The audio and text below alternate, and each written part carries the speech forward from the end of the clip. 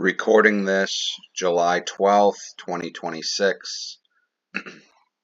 Bitcoin's asset price 63,500, Ethereum 1,807, Triple Q's 725.50, VanEck Semiconductors 611, US 10-year Treasury 4.585. Current asset allocation is as follows: crypto 0%, stocks 14%, cash 52%, real estate 34%. First up, we have crypto. Sold out of crypto in January. Most of my assets were in crypto. Made a significant sum. Timed my entry good, timed exit poorly. Right now, sitting in zero crypto, looking to deploy approximately 50% of the cash into crypto at a better buy. Money in crypto is definitely made on the purchase price. If you follow me on Twitter, purchase Bitcoin between 15 and 16,000. ETH between 1,400 and 1,600, and Solana around $14. Exited Bitcoin at 91,000, ETH at 3,100, and Solana at 205. Bitcoin entry was poor, down 25%. ETH exit was poor. ETH exit was poor, down 40%. Sol exit was good, it was only down 20%. With crypto, you got to understand that this stuff has no intrinsic value, and with Solana, I realized that, which allowed me to get a good entry and good exit. Bought a little bit into the Bitcoin and ETH narrative and had poor exits because of that.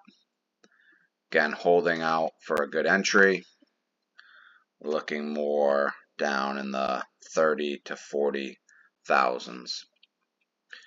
Right now, we're currently at previous all-time highs. A lot of long-term holders exited here. They're not going to be picking up in this area. With stocks, mostly right now in semiconductors and the QQQ. Semiconductors had a very, very good run. Currently looking to scale out of them starting this week. Not going to sell out of QQQ. Keeping my healthcare ETFs, keeping energy ETFs. These tend to outperform in midterm years.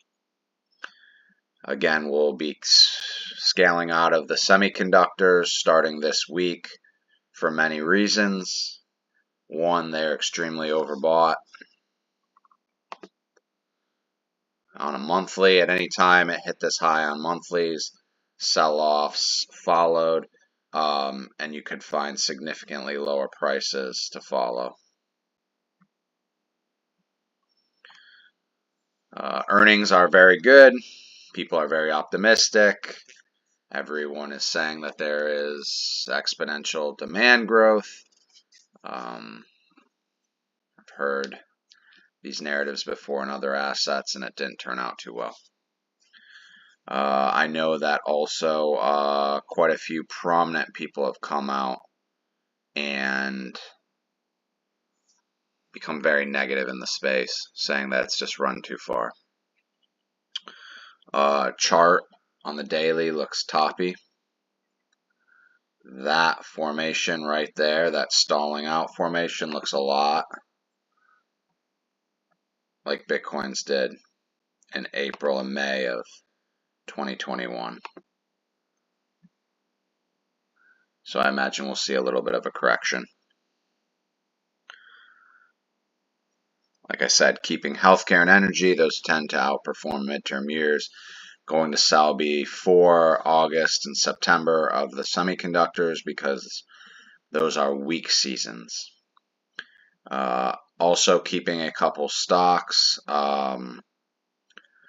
individuals, got the idea from Michael Burry, Lululemon, PayPal, Molino Healthcare, and Adobe.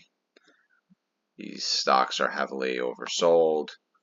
Could have a possible bounce. I saw that Michael Burry now has 300,000 paid subscribers. That is a significant following. And at that many subscribers following him, I would imagine that's going to have significant effects both with his calls to short semiconductors and to buy the stocks that he's recommending. Cash is now at 52%. Most of it is in Fidelity money markets at 3.2%. I've always said cash is very dangerous to hold because of moves like this. But the reason I haven't deployed it yet is crypto is in a significant down cycle. And I think it will be going down into August through January timeframe. Stocks have had a huge run up. Seasonality, they're going to hit the weakness in August and September. And midterm year, potentially could see some significant pullbacks. Real estate. Currently at the moment I have 34% of my net worth in real estate, both home and rental property. Picked up in 2020, so they've significantly appreciated in the equity. I do not recommend real estate as an investment. Being a landlord is a tough position. Fixing multiple homes, expenses, which have only gone up to fix these homes, possible destruction by renters. It is not an easy way to make money. And if you do decide to buy it, you better get the investment at a time when prices are significantly decreased. I've run cash flow models, and none of them show that you can make any money buying real estate for rental properties at the current prices. Definitely not cheap now. I do not see real estate going down in price. Millennials are a large generation. Everyone right now is trying to buy houses or to upgrade their house. They're having families, which are getting bigger, so they'll need bigger houses. There's just too much underlying demand. And the only thing that probably is capping the real estate price is 10-year mortgages are so high. So I don't see any downward slide in prices unless for some reason there's significant unemployment. And if there's significant unemployment, there will be a much needed pullback in housing. But if that does not materialize, there will be no pullback in housing. I do not see significant appreciation beyond 3 to 5% unless this interest rate significantly comes down. Those are my thoughts. July 12th, 2026. Again, not touching any crypto in the next week. Stocks will be divesting semiconductors. Cash position will increase. Real estate will stay the same.